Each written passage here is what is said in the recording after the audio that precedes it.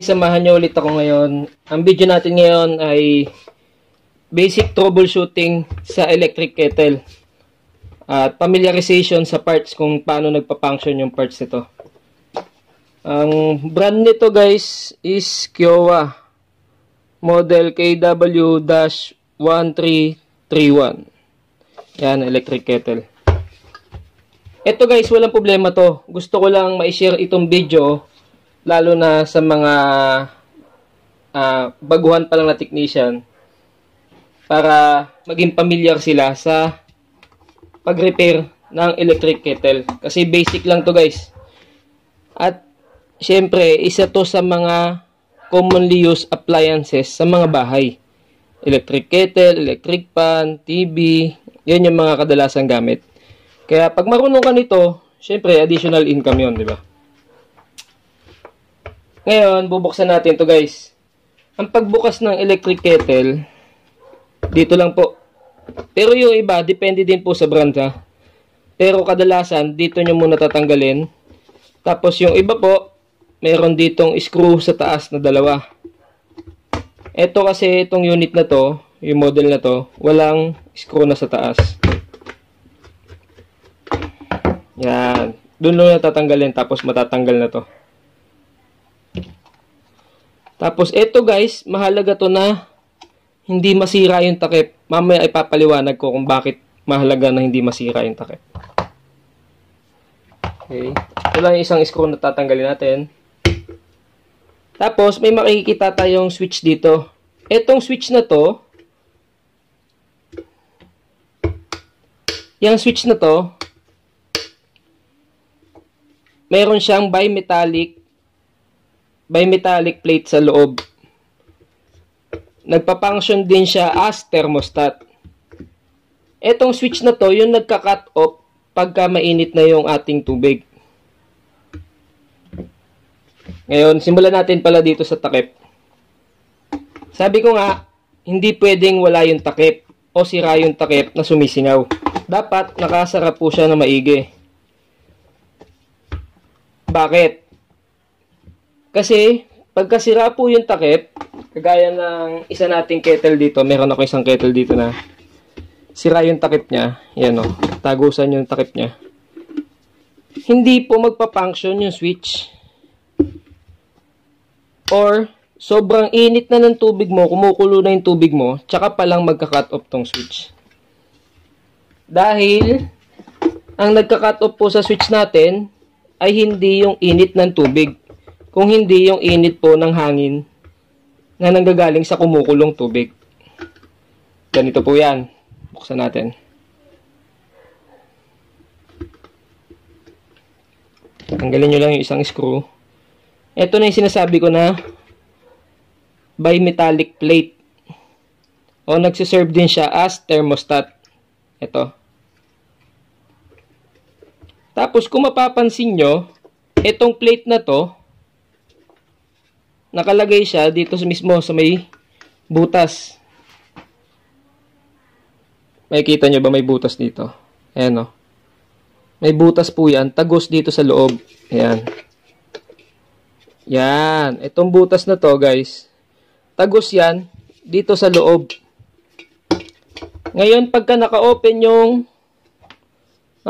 takip mo, sabi ko nga yung usok o yung hangin na mainit na nanggagaling sa kumukulong tubig, yun magka-cut off sa ating bimetallic plate. Pagka naka-open to o sira yung takip na kagaya nitong isa, yung usok na mainit, imbis na pumunta dito sa loob, pumasok dyan, lalabas po pataas yun. Kaya ang tendency, imbis na ika-cut off niya na itong switch natin, hindi niya may ika-cut off kasi paangat ng paangat yung usok, yung hangin na mainit. Magka-cut off lang siya pag sobrang init na ng tubig, yung kulong-kulo na talaga. Yung makikita nyo na bumubula na palabas yung tubig. Doon pa lang po siya magka-cut off dahil doon pa lang niya masisense yung init na nanggagaling sa hangin. Meron po ako dito na kandila para ipakita natin na mas malapitan kung paano nagpa-function yung ating bimetallic plate. Ito. Meron ako dito na nakatanggal. Same lang naman siya. Yan. Gamit lang tayo nito para mas makita nyo. Tapos, gamit tayo ng apoy. Pwede nito kung may hot air kayo, subukan nyo. Pan-testing. Panghinang, kaso medyo matagal-tagal pag panghinang. Pwede ding lighter.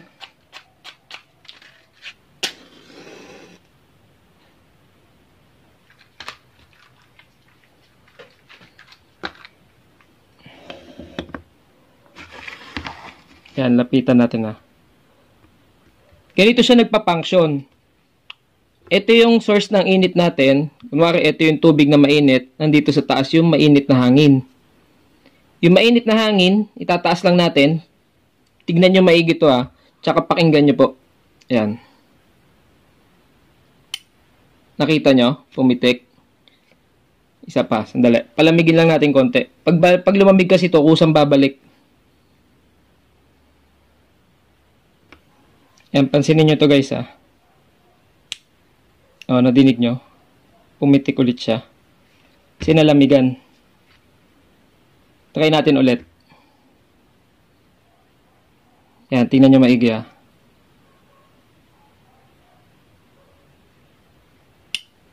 Diba?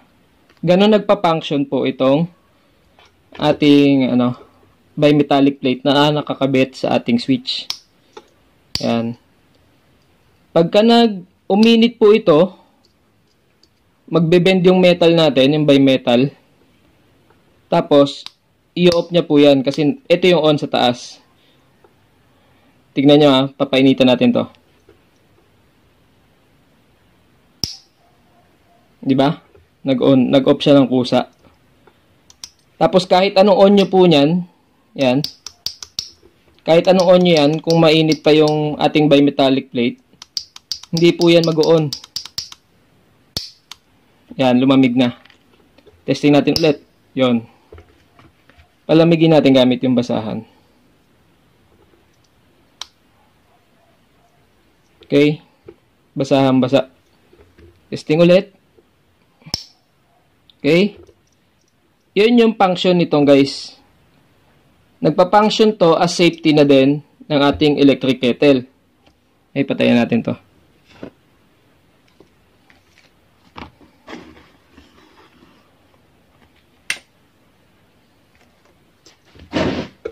Yan.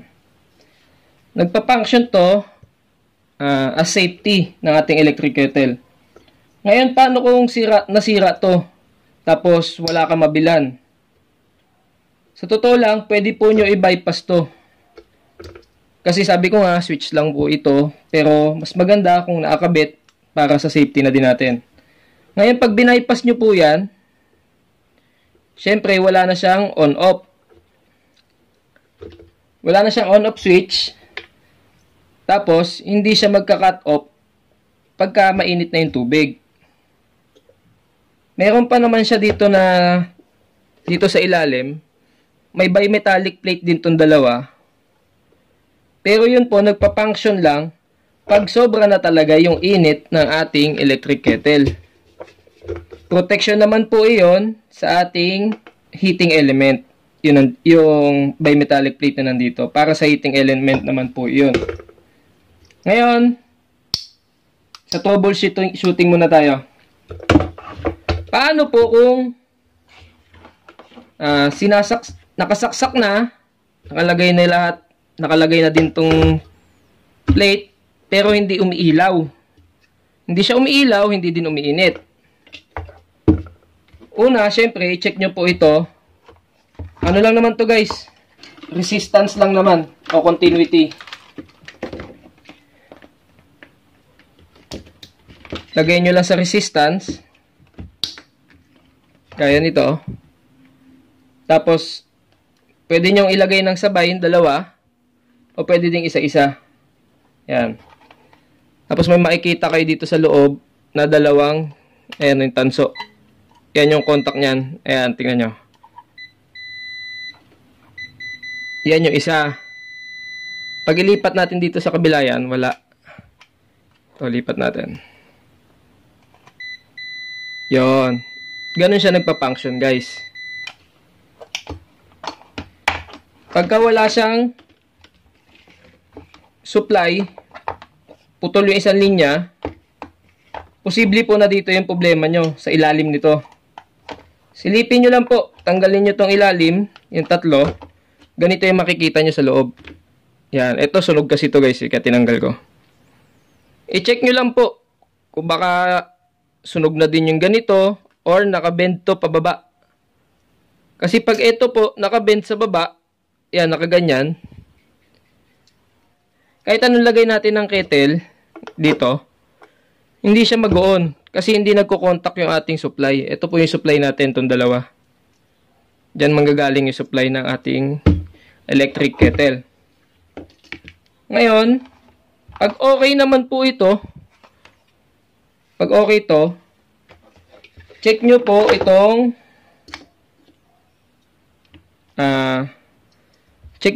bimetal. Kasi minsan po, may na-experience na ako, putol ito, putol. Pag naputol kasi yan, hindi siya mag-on. Bakit naputol na to? Hindi na siya magbe-bend syempre. Kasi wala nang pumipigil para mag-bend siya. Kaya i-check nyo to. Pag good naman to, resistance lang naman din to guys. I-check nyo lang to ng resistance. Kasi parang, ang function lang naman po nito ay switch. Yan. Resistance lang po yan.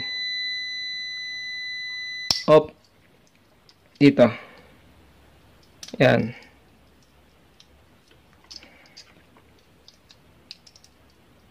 Yan. On. Off. On. Off. Pag good ito, punta na po kayo dito sa baba. Buksan nyo itong ilalim. 3 tornilyo po yan sa ilalim.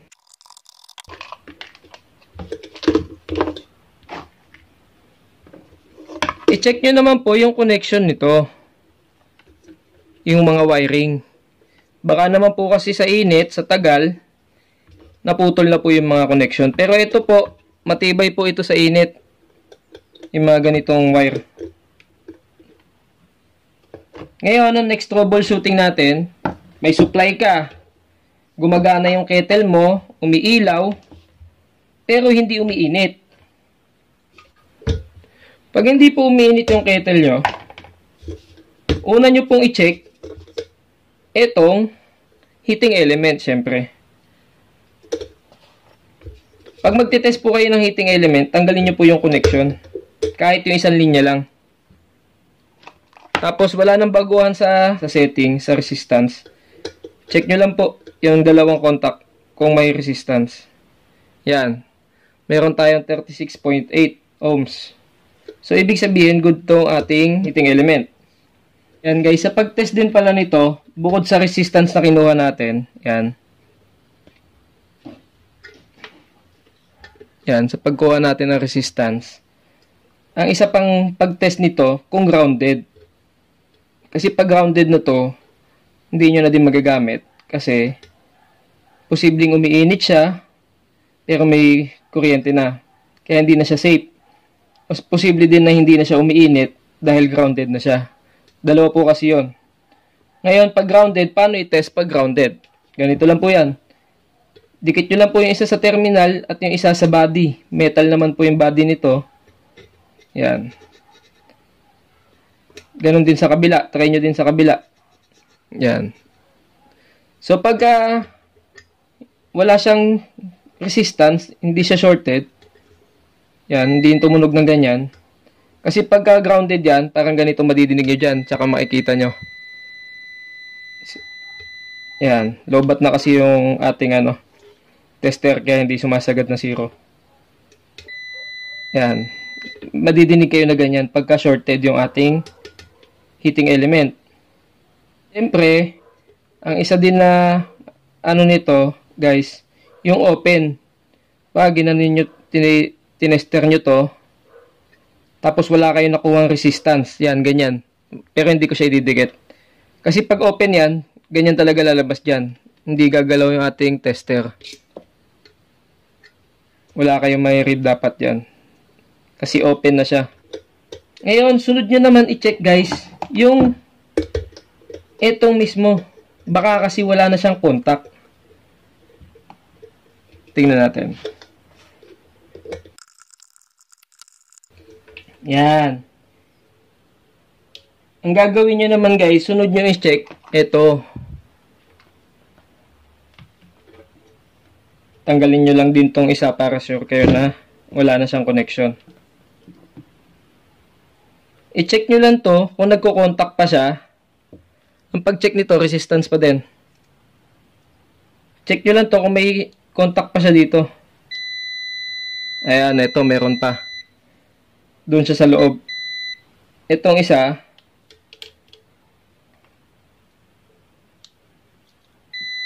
yan, dito naman sa labas yung isa. Sa loob wala siya. Okay, yan yung sinabi ko, ito pong bimetal plate na to, nagpa-function siya as thermostat din para sa safety ng ating heating element. Kaya po ito, nakadikit dito sa may gitna yan, nakaganyan yan.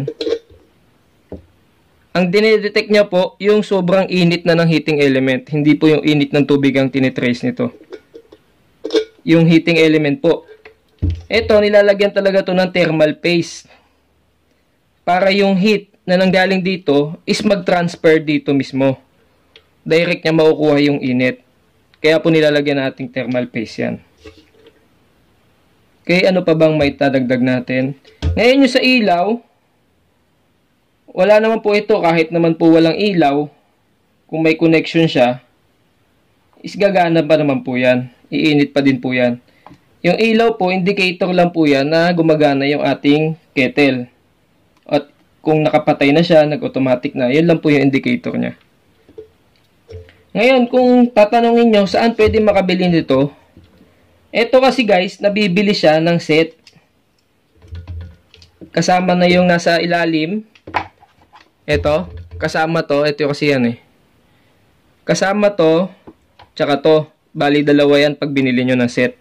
Lalagay ko sa baba ng description yung link kung gusto nyo makita yung direct na kinukuhanan ko ng parts na to. Okay? Yun, tandaan nyo guys ha. Huwag nyo hahayaan na hindi nakalapat yung takip. Isa pa pala, pahabol ko na lang guys. One time kasi, si Mrs. hindi niya nailapat to. Naitakip niya yan, pero hindi nakalapat, nakaganyan. Nakaangat.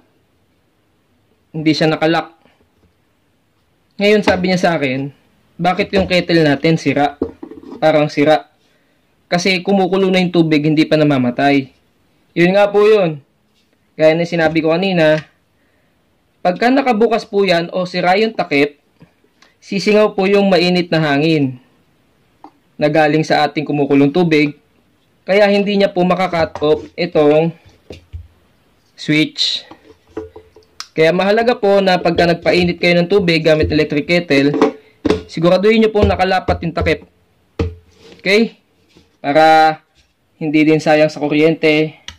Siyempre, pagka mas matagal gumagana yung kettle natin, mas malakas kain sa kuryente, di ba? Okay, sana nakatulong tong video na to. Please like, share, and subscribe guys para mas marami pa tayong maturuan at matulungan. Ayan, salamat!